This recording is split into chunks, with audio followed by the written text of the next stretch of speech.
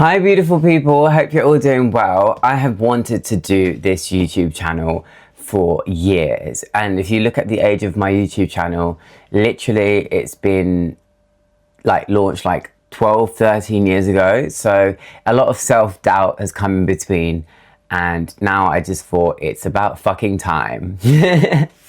So I wanted to start off, obviously this is going to be a YouTube channel about my travels, travel tips and everything like that. But one thing I thought would make most sense to start off with is reaction videos to the videos that I've already made about my travels, about my experiences. And I was really confused. I stopped myself from filming this video for many times because I didn't know where to begin or how to even do the logistics of it. So here goes nothing. We're gonna try our very best. Is it recording? Yes. Okay. Right, so I'm opening up my laptop and I'm gonna play the videos, and then hopefully if all works well, I'm going to overlay them. So let's go to my channel and let's just get this started. I wish I started this earlier, but you know, I spent a lot of time just being in self-doubt, thinking, oh, what if nobody watches it? So what? I'm going to make my YouTube channel and I'm going to talk about things that I love, which is travel. And hopefully you like it too. And if not, oh well. But if you do, please like and subscribe. I'm new to this. I don't know what I'm really doing. I'm trying my very best to bring you great content. And even now, this isn't the ideal setup for me. I don't like the shadows that's going on in there. The background, it's all a bit funny. But do you know what? I read a quote, or I watched somebody the other day literally saying that when you look back at your first work, you cringe and you think, oh my gosh, how was that even possible?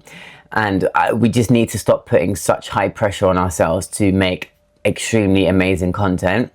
This will be my first proper YouTube video, and maybe in 5 years time when I look back at this, I'll be like, oh my gosh, what happened? Now I have a proper studio set up. You know what I mean? Right now I can't see myself. I'm filming, I'm looking at the back of the camera. I'm hoping that this is all lined up and working perfectly.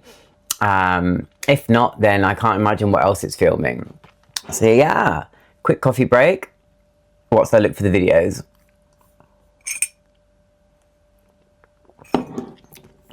Okay, right.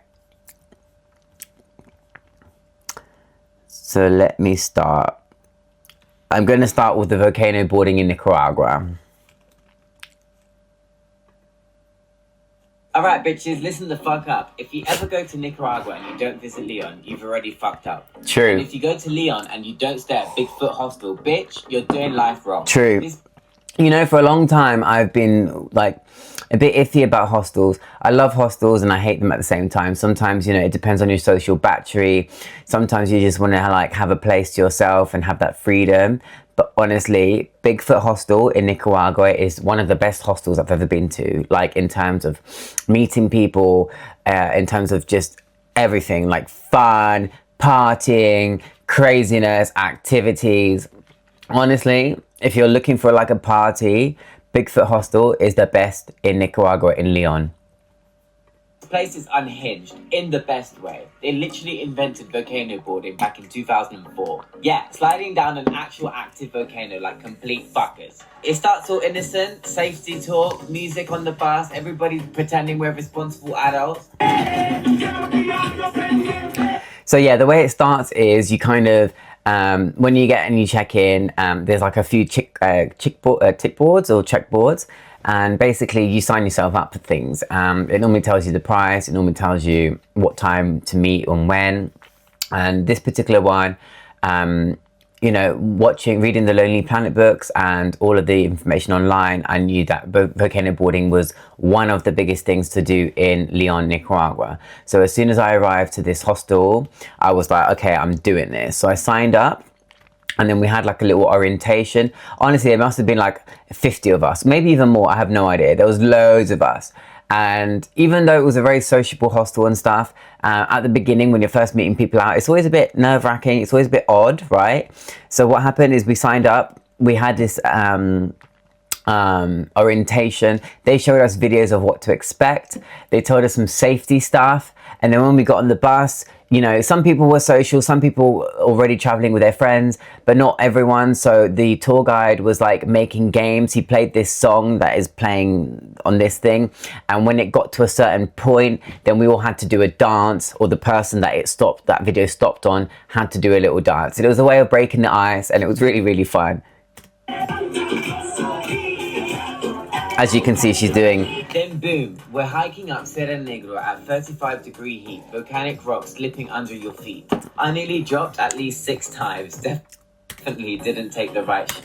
True. So I did not wear the right shoes. I think one of the things of traveling Central and South America is that you can wear, like, you literally need to be prepared for anything. Like, you've got, you know, places like Mexico where it's just really hot and lovely. And then you've got places like Nicaragua where the terrain is undeveloped and you need like proper walking boots. And it can be a bit of a nightmare because like you don't want to be lugged around with all this shit with you.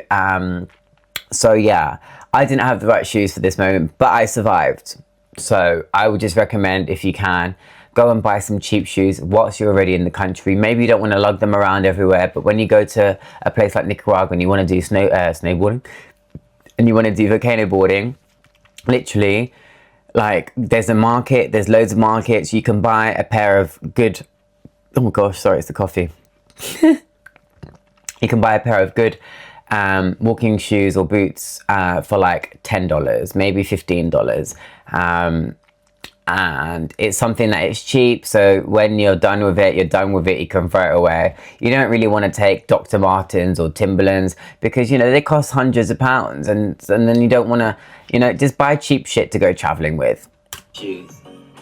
At the top, they hand you this bright orange jumpsuit. I felt like a fucking astronaut, bitch. And then the full gravity of what I was about to do just fucking landed. People start flying down like rockets, screaming, laughing, absolutely feral. So I was fucking terrified. When we got to the top, it's probably about a 45-minute trek upwards. They do tell you about this. Bring some water with you because it is very hot. It obviously depends what time of the year you go, but it is a very hot country. It is quite windy, so I guess that kind of offsets the heat. But definitely take some protection with you because you might not even feel the heat with the wind. And then when you get back, you're like burnt. So make sure you put on sun protection. Make sure you bring enough water to hydrate yourself. And when you get to the top, it hits you. Like, it is vertically down. It's not like... It was scary. I was like, oh my God, I don't think I can do this. I almost chickened out. And then they said, okay, we need like 2 or 3 volunteers to go first. And some people were like, yeah, me. And I was like, definitely not me. But I also didn't want to be last because the anticipation was killing me. So I think I kind of went like middle or like 4th or 5th because I was like, all right, let's get this over and done with. But I was absolutely fucking terrified, especially when they give you the safety brief and they tell you like that there have been accidents in the past. But one of the good things is with Bigfoot Hostel is that apparently in the past they used to take you right up to the top, which meant it was even more dangerous. And after having a few accidents, they then now take you, like, it's still almost at the top, but it's at a different like elevation. I guess that's not the top. But I guess it makes it a bit safer. They've got lots of experience. They invented volcano boarding. And also another thing I found I found interesting was that we did this during the day. So we did this, I don't know, at midday, which is normally when it's the hottest in the country. And I was a bit in two minds thinking, is it good for me to go to this place in the middle of the heat? But they absolutely know what they're doing, and I trust them 100%. I'm going to give you a bit of a backstory, and I thought I don't want to waffle and bore you guys, but I'm just going to be honest, and this is why I'm making these videos, because I'm here to tell you my feedback, where my stories come from, and all of that information. So I actually did this whole trip on a tour. I don't know if it's there or there, but I'm going to put it on there. It was with G Adventures. Now, I absolutely love both Intrepid and G Adventures. I love them both, okay? But this particular tour, I got halfway through it and I got fed up because I got absolutely fed up. First of all, maybe I didn't really like the group too much. I felt like the group was a bit too young. So, you know, I don't know, but like people are different. When I was young, I was reckless. You know, I was drinking, I wasn't thinking about anything. But these groups of people were young, but so overly cautious. You know, they would ask questions about everything. If they go to a coffee shop, they would want to know where the water comes from. Like, I get it. It's important in some countries, but in other places, you just have to enjoy yourself. And anyway, so I actually abandoned that trip when I got to Nicaragua. And the reason was because with that G Adventures, I felt that we spent 10 hours traveling, 2 hours in a location, another 10 hours traveling. I got sick and tired of it. I paid like whatever the price was, I'll put it here so you can see. And I just got fed up because on that particular day, I think it was from Honduras, we were on a boat, a fishing boat, all the way to Nicaragua. And literally it was 12 or 13 hours of traveling. And when we arrived and we checked into the hotel, the first thing that the tour guide said is, okay, meeting. And then they were already trying to pitch us this, that, and the other. They were telling us, okay, so you can go volcano boarding, but you know, with our company, because we're ethical, because of blah, blah, blah, blah, blah. And they tried to sell you this shit. And actually, like most of the time I agree with G Adventures and with Intrepid, but it got to the stage where I just felt like I'm an adult and I can make my own decisions. We had just arrived to this place, León in Nicaragua, at like 7 p.m. and they're already talking about an activity at 5 o'clock in the morning the next day. Like, where is the rest time? And it stressed me out. So on that day I was like, do you know what? I'm clocking out. I signed a little paperwork and I was like, I'm getting out of here. I don't like it. I don't like the group and I don't like the way that everything's being rushed. And I also don't like this part. So they also kind of brainwash you. So when it was at that meeting at 5 o'clock in the morning for us to do the volcano boarding, when we checked into that hotel and they were giving us a brief, they were basically telling us that all the other companies are not good. Because they don't prioritize your safety,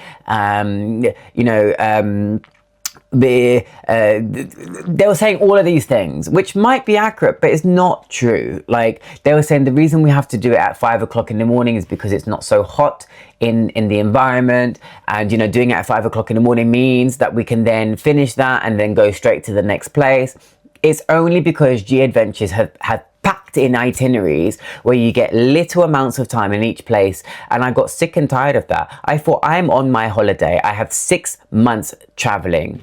When I'm being rushed like that after 13 hours of travel, no, I want rest. I want to explore. I want to see things at my own pace, and I don't want to be forced to do what they're telling me to do. You know, for example, a lot of the things that G Adventures and Intrepid do is with that volcano boarding, there's no flexibility. It's either I do what they want. I think they were trying to charge $80 or $70, something like that. And what did that include? Nothing. It included you going up to the volcano. And also, this is it. I think they live a lot upon ignorance. So what they said is, you know, the reason it's $80 or $70 is because you're going to have somebody to take your board up. You're going to get given outfits so that you can wear, so you can be safe. It's at 5 o'clock in the morning, so it's not going to have any other people there. Like, they tell you all of these things, but they are manufacturing these, because I went with Bigfoot Hostel, who invented this sport, whatever it's called.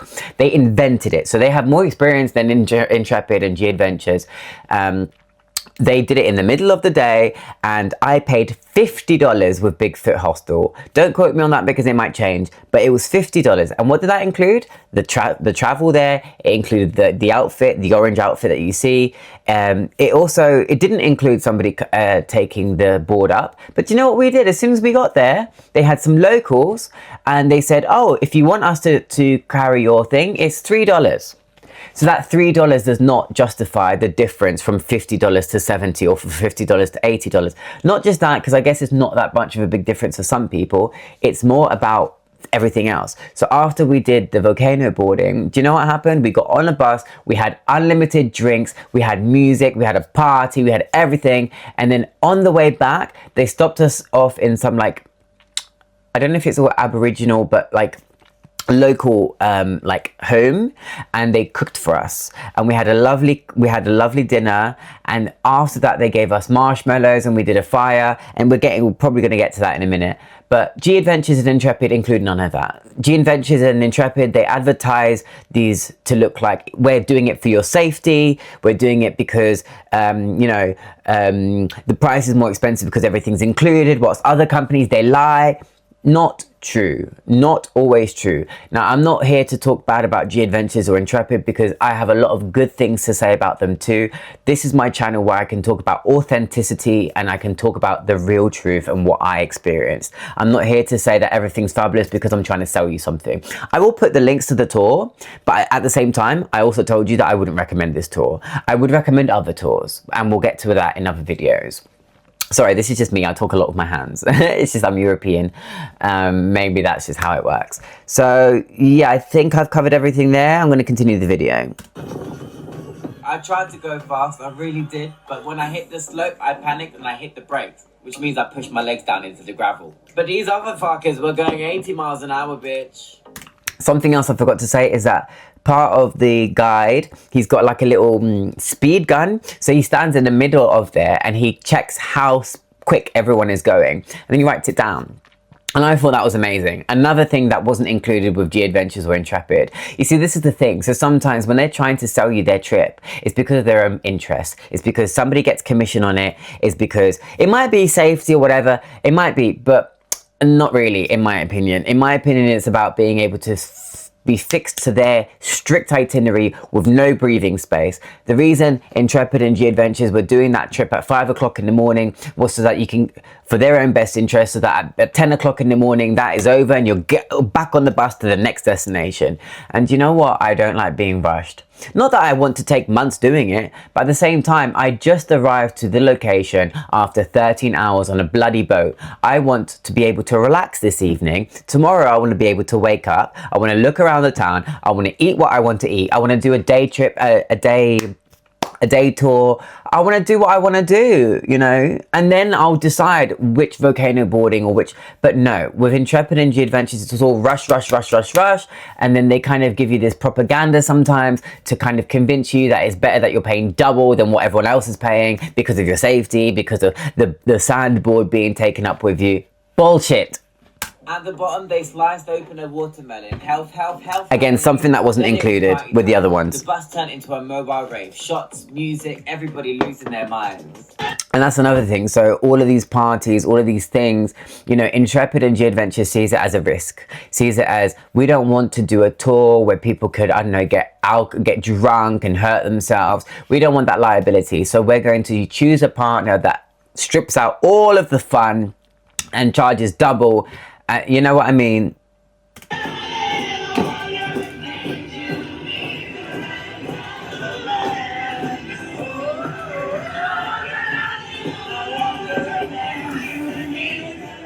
Amazing. The best time of like my whole trip. And I would have missed out on all of this if I stayed with G Adventures. On the way back, they stopped for us and gave us a nice little meal. I forgot to take a picture. And then afterwards, they started a little fire, cooked some marshmallows. It was beautiful. So cute. We're all singing Kumbaya. Volcano boarding for me in Nicaragua. Fucking amazing. Hit follow if you want to see where the fuck I end up next. Yes, motherfucker. Yes, motherfucker. Just listen the fuck up. So that's that. I hope that I spoke about everything that I needed to speak about. Please write in the comments if you have any questions. Please subscribe if you like what I'm talking about, if you like my content.